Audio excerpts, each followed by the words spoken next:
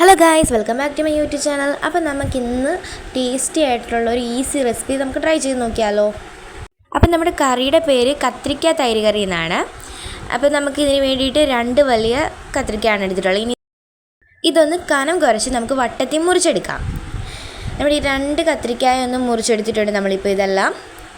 ഇനി നമുക്ക് വേറൊരു പ്ലേറ്റ് എടുക്കണം. അതിലോട്ട് 1 ടേബിൾ സ്പൂണോളം മുളക് പൊടിയും 1/4 ടീസ്പൂണോളം മഞ്ഞൾപ്പൊടിയും 1/4 ടീസ്പൂണോളം പെരുംജീരകപ്പൊടിയും ചേർത്ത്, പിന്നെ അതിലോട്ട് കുറച്ച് നമുക്ക് ആവശ്യത്തിനെത്രത്തോളം ഉപ്പ് വേണം അത്രയും ഉപ്പും പിന്നെ കുറച്ച് വെള്ളവും കൂടി ചേർത്ത് ഈ മസാലകളെല്ലാം ഒന്ന് വെള്ളത്തിൽ അലിയിച്ചെടുക്കാം. എന്നിട്ട് ഈ മസാലയെല്ലാം നമ്മൾ നേരത്തെ റൗണ്ടായിട്ട് അരിഞ്ഞ് വെച്ചിട്ടുള്ള കത്രിക്കയിലോട്ട് തേച്ച് പിടിപ്പിക്കണം. നല്ല രീതിക്കെല്ലാം മസാല പുരട്ടിയിട്ട് എടുക്കണം. ഇപ്പം നമ്മൾ നമ്മുടെ കത്രിക്കയിൽ എല്ലാത്തിലും മസാല പുരട്ടി എടുത്ത് വെച്ചിട്ടുണ്ട്.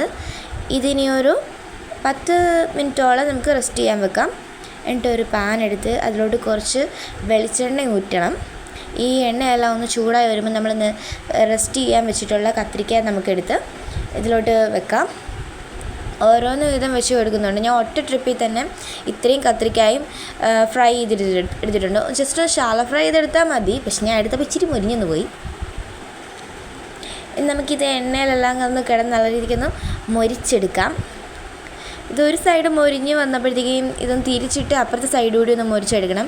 അപ്പം നമ്മുടെ തൈര് നമുക്ക് എടുത്ത് വെച്ചിട്ടുണ്ട്, ഉപ്പൊക്കെ ഊറ്റി തയ്യാറാക്കി വെച്ചാണ്. അതിലോട്ട് ഈ ഫ്രൈ ചെയ്തിട്ടുള്ള കത്രിക്കയെല്ലാം നമുക്ക് കുറേശ്ശെ വീതം ചേർത്ത് കൊടുക്കാം. എന്നിട്ട് ഇവയെല്ലാം ഒന്ന് ചെറുതായിട്ട് ഇളക്കി കൊടുക്കാം. അപ്പം നമ്മുടെ വെള്ള തൈരിൻ്റെ കളറൊക്കെ ഒന്ന് മാറി വരുന്നുണ്ട്. നമ്മളിതിന് വേണ്ടി എടുത്തിട്ടുള്ളത് കട്ടിത്തൈരല്ല, അല്പം ലൂസായിട്ടുള്ള തൈരാണ്.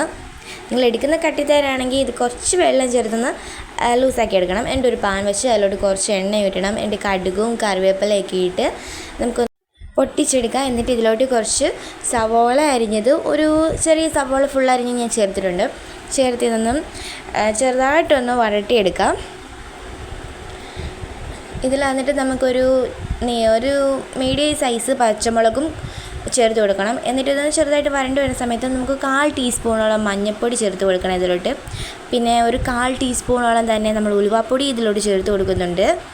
ഇതൊരു ബംഗാൾ ഡിഷ് ആയതുകൊണ്ട് ഇതിൽ എങ്ങനത്തെ ഇൻഗ്രീഡിയൻസ് ആണ് ചേർക്കുന്നത്. പിന്നെ ഒരു കുറച്ച് മുളക് പൊടി നമുക്കിതിലോട്ട് ചേർക്കാം. എന്നിട്ട് ഈ ചേർത്ത സാധനങ്ങളെല്ലാം കൂടി വരട്ടി നമ്മുടെ നേരത്തെ എടുത്ത് വെച്ചിട്ടുള്ള കറിയിലോട്ട് നമുക്ക് ചേർത്ത് കൊടുത്തൊന്ന് നല്ല രീതിക്കൊന്ന് ഇളക്കി എടുക്കണം. ഇപ്പം നമ്മുടെ കത്രിക്ക തൈര് കറി റെഡി ആയിട്ടുണ്ട്. ഇനി നമുക്ക് കഴിക്കാം, ചോറിൻ്റെ കൂടെ കഴിക്കാൻ പറ്റിയ ഈസി ആയും ടേസ്റ്റി ആയിട്ടുള്ള ഒരു റെസിപ്പിയാണിത്. നിങ്ങൾക്ക് എൻ്റെ ഈ വീഡിയോസൊക്കെ ഇഷ്ടപ്പെടുകയാണെങ്കിൽ എൻ്റെ ഈ ചാനൽ സബ്സ്ക്രൈബ് ചെയ്യണം, ലൈക്ക് ചെയ്യണം, കമൻറ്റ് ചെയ്യണം, ഷെയർ ചെയ്യണം. Okay, tata, bye bye, see U.